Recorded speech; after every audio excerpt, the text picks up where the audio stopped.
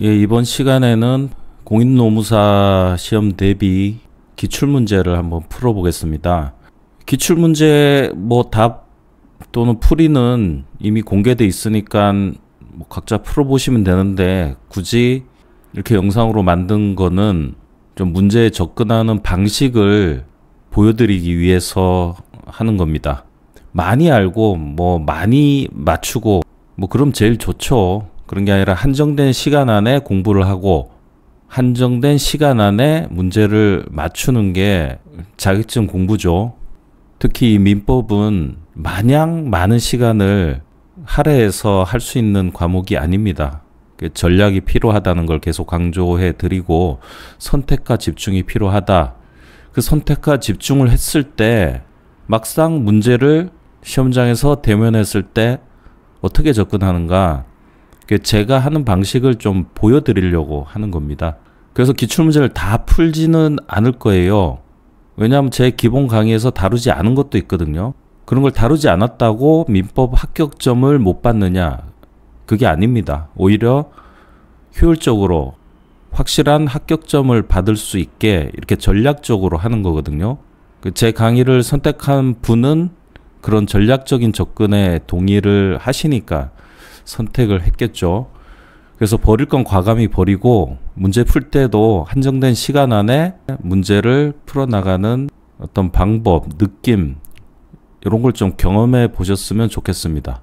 자, 이번 시간에는 권리주체에 대한 문제를 풀어볼 건데, 권리주체하면 권리능력자를 말하죠. 그리고 이 권리능력자는 의사능력, 행위능력, 책임능력, 이런 능력으로 공부를 했었습니다. 특히 중요한 거는 행위 능력인데, 이 자연인의 행위 능력과 관련해서는 미성년자하고 피한정 후견인, 피성년 후견인, 즉 제한 능력자가 중심 주제가 됩니다.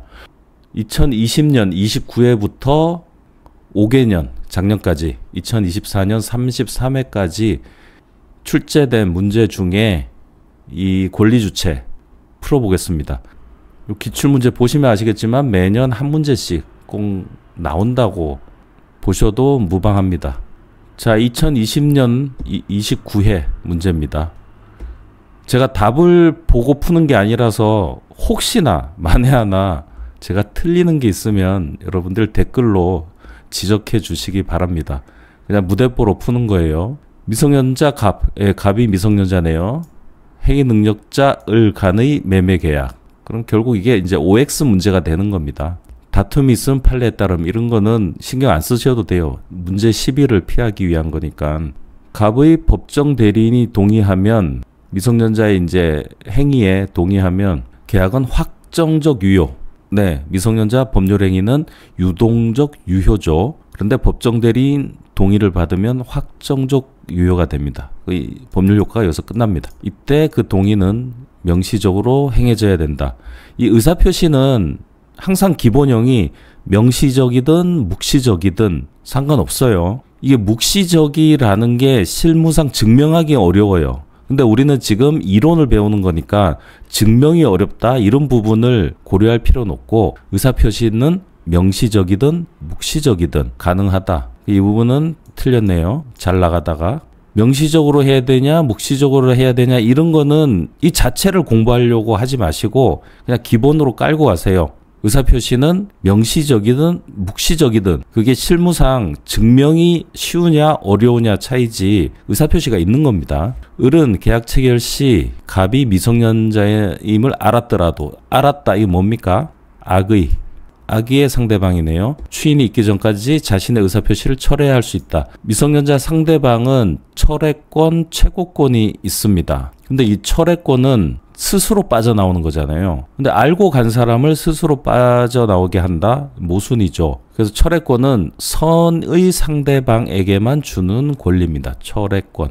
그래서 악의의 상대방은 철회할 수 없죠. 그래서 이것도 틀렸습니다. 자, 3번 갑이 단독으로, 미성년자가 단독으로 을과 계약을 체결한 후 제한 능력을 이유로 갑 스스로 이 계약을 취소할 수 있죠. 미성년자는 자신의 행위를 취소해서 그 계약의 구속력으로부터 빠져나올 수 있어요. 그 미성년자의 법률행위, 의사표시는 법정 대리인의 동의가 있어야 되지만 이 취소권, 행사는 단독으로 할 수 있습니다.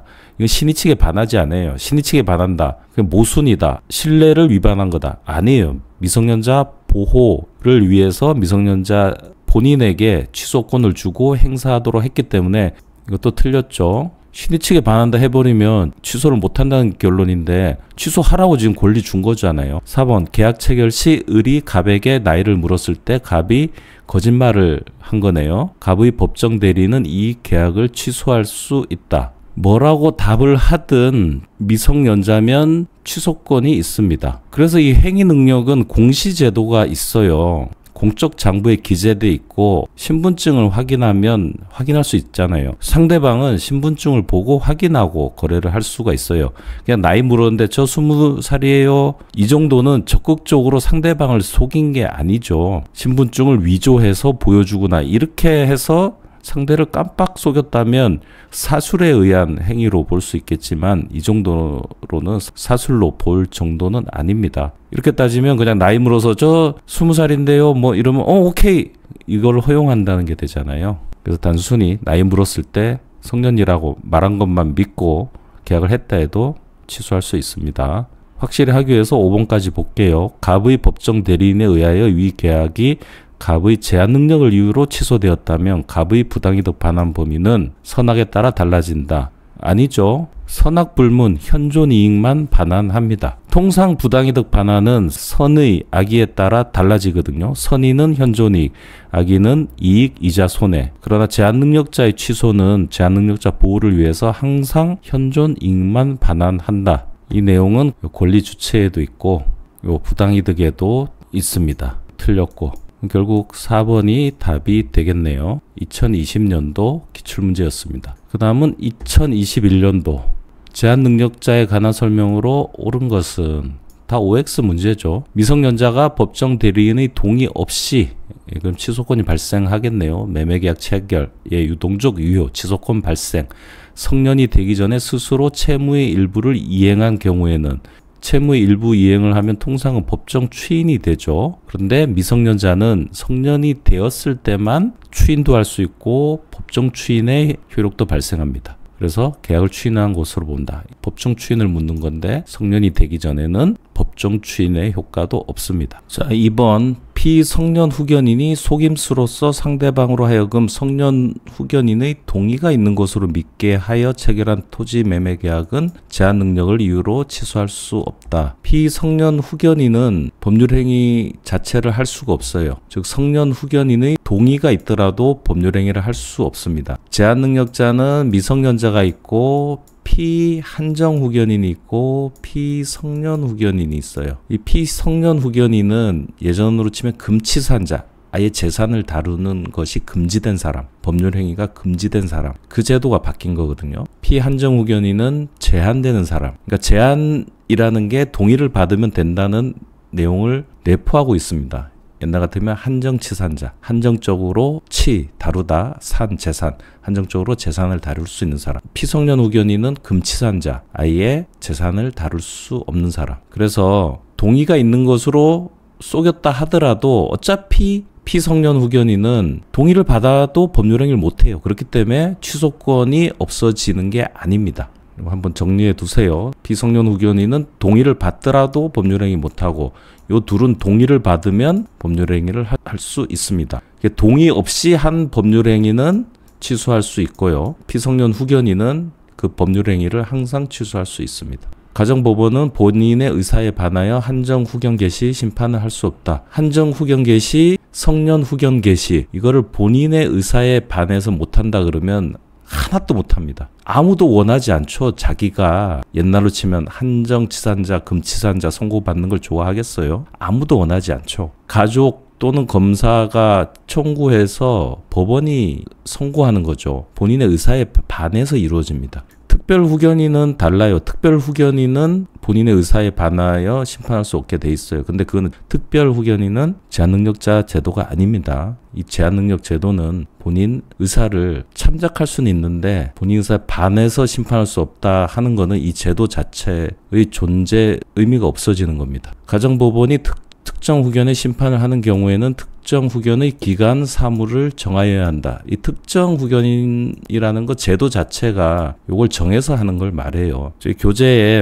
요 조문들을 각 주에 다 넣어놨거든요. 나중에 복습하실 때 여기 나온 것들을 한번 보시면 그걸로 충분할 것 같습니다. 깊이 있는 이론이 있는 게 아니라 법 조문으로 이런 내용을 한번 확인해 두시면 됩니다. 제한 능력자의 취소권은 재판 외에서 의사표시를 하는 방법으로는 행사할 수 없다. 반대로 얘기하면 꼭 재판에서만 행사할 수 있느냐? 그게 아니죠. 꼭 재판에서 행사하는 취소권은 여러분이 배우신 거는 채권자 취소권밖에 없어요. 채권법에서. 그 이외의 취소권 행사는 꼭 소송을 염두에 두지는 않습니다. 여기 없다고 했으니까 이게 틀렸습니다. 답은 4번. 2022년도 30일에 이거는 앞 영상에서 다뤘던 겁니다. 미성년자에 관한 설명으로 옳지 않은 것은 미성년자는 타인의 임의 대리인이 될 수 없다. 너무 확실한 답이 있죠. 다른 건 볼 필요도 없고 너무 선명하게 아주 중요하고 아주 유명한 내용이 지금 답으로 덜커덕 나왔어요. 미성년자는 대리로 인한 법률 효과를 받지 않으므로 타인의 임의 대리인이 얼마든지 될 수 있습니다. 미성년자를 대리인으로 삼은 본인이 위험해질 뿐이죠. 지난 영상에서 다뤘기 때문에 넘어가겠습니다. 2023년 32회 매년 한 문제씩 나오죠. 일단 최소한 피성년 후견인은 제한 능력자 맞죠? 의사 능력이 있더라도 단독으로 유효한 대리행위를 할 수 없다. 또 나왔죠. 옳지 않은 거 답이죠. 제한 능력자는 타인의 대리인이 될 수 있습니다. 미성년자도 그렇고 피한정 후견인, 피성년 후견인 모두 제한 능력자는 타인의 대리인이 될 수 있습니다. 2022년도 요 문제하고 똑같은 거죠. 사실은 미성년자는 타인의 임의 대리인이 될 수 없다. 이거하고 2023년 요 문제하고 똑같은 문제입니다. 그러니까 이게 권리 주체하고 요 대리하고 연결해서 중요한 지금 쟁점이 자꾸 등장하는 거예요. 제한 능력자는 타인의 대리인이 될 수 있습니다. 왜? 대리는 타인 행위 본인 효과, 즉 대리인의 행위는 대리인에게 효과가 오지 않아요. 다 대리인을 선임한 사람한테 가요. 그래서 제한 능력자가 대리인이 되더라도 제한 능력자 보호에 아무런 문제가 없어요. 그래서 권리 주체와 이 대리의 특징을 아는지 이런 지문 하나로 물어볼 수가 있는 거예요. 요 밑에는 읽지 않아도 됩니다. 1번 찍고 가시면 되고 이걸 또 읽으면 애매하고 잘 모르는 게 막 섞여 있을 거예요. 답이 확실하면 나머지를 안 보는 게 좋습니다. 문제를 만들 때 그렇게 해요. 시험장에서는 확실한 답, 이 중요한 것들을 답으로 넣겠죠. 답을 골랐으면 나머지는 되도록이면 보지 마세요. 시간 절약도 되고 혼란을 줄이는 겁니다. 왜냐하면 확실한 답 이외에는 애매한 거, 잘 안 보는 거, 니네 요거는 몰랐지 하고 놀리는 거 이런 걸로 채워서 시험 문제를 만들 수 있거든요. 한번 보세요. 가정법원은 한정 후견 개시 심판할 때 본인의 의사를 고려해야 된다.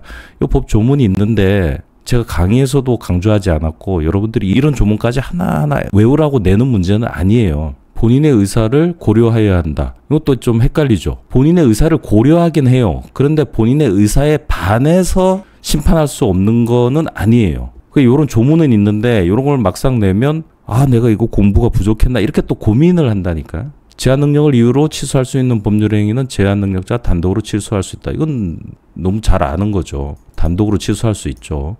가정법원이 취소할 수 없는 피성년 후견인의 법률 행위의 범위를 정한 경우 법원이 이렇게 정할 수 있어요. 이 정한 범위에서는 단독으로 유효한 법률 행위를 할 수 있어요.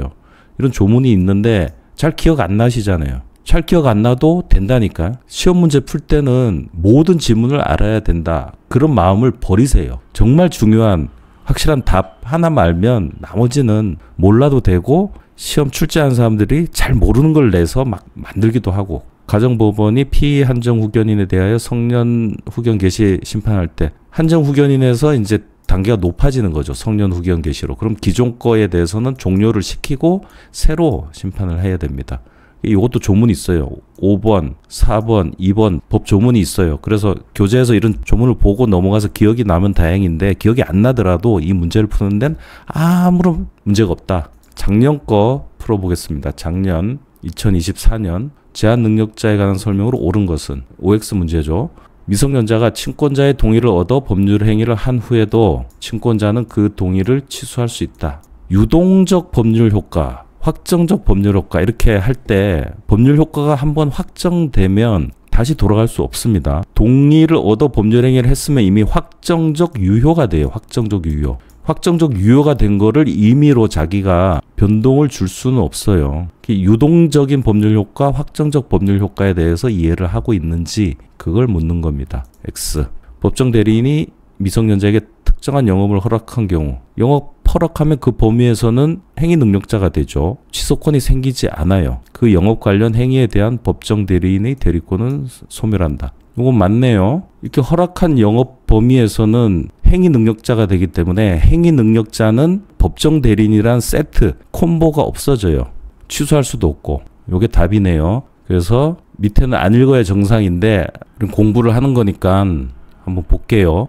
상대방이 계약 당시에 제한 능력자와 계약을 체결하였으면 알았더라도 악의, 밑밥을 까네요. 악의 상대방은 철회권이 인정 안 되죠. 철회할 수 있다. 이거 틀렸죠. 악의 상대방은 철회권을 주지 않습니다. 이거 틀렸죠. 이 3번 같은 것도 종종 나오는 지문이에요. 앞에서 나온 지문이잖아요. 언제 나왔죠?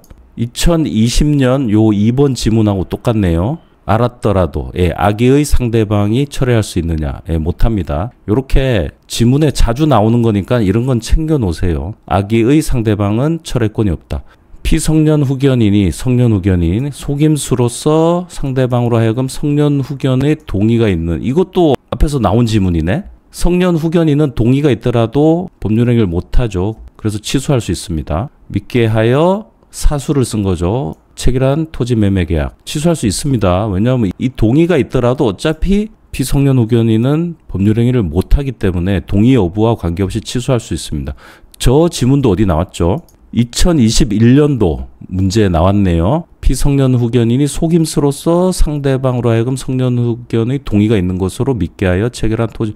똑같네요. 지금 2021년도 문제 저 지문과 2024년 작년 문제 이 지문이 똑같네요. 이 출제자가 좀 성의가 부족하네. 기출 문제에 벌써 이 지문과 이 3번 지문과 4번 지문을 똑같은 걸 냈네요. 그러니까 2024년도의 출제위원들은 과거에 2020년 문제, 2021년 문제 이런 걸 보면서 지문을 옮긴 것 같아요. 실망입니다. 우리 수험생을 뭘로 보고 글자라도 좀 다양하게 바꾸든지 여기 토지 매매 계약을 임대차 계약으로 바꾸든지 좀 그 정도 성인이 있어야지. 이건 너무 성의가 없네요. 하여튼 이런 형태의 지문은 반복되니까 지금 이렇게 기억해 두세요. 법정 대리인이 제한 능력을 이유로 법률행위를 취소한 경우 제한 능력자 부당이득 반환 범위는 법정 대리인의 선악에 따라 달라진다.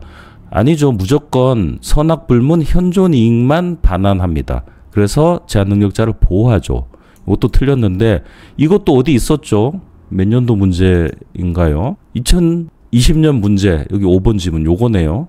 야, 2024년도에 출제위원들은 너무 성의가 없네. 이거 뺏기고 요거 뺏기고 그 다음에 2021년도의 요 지문 뺏기고 거저 먹었네요. 농담이고 이렇게 반복되는 지문은 또 반복될 수 있으니까 이렇게 정리해 두시면 되겠습니다.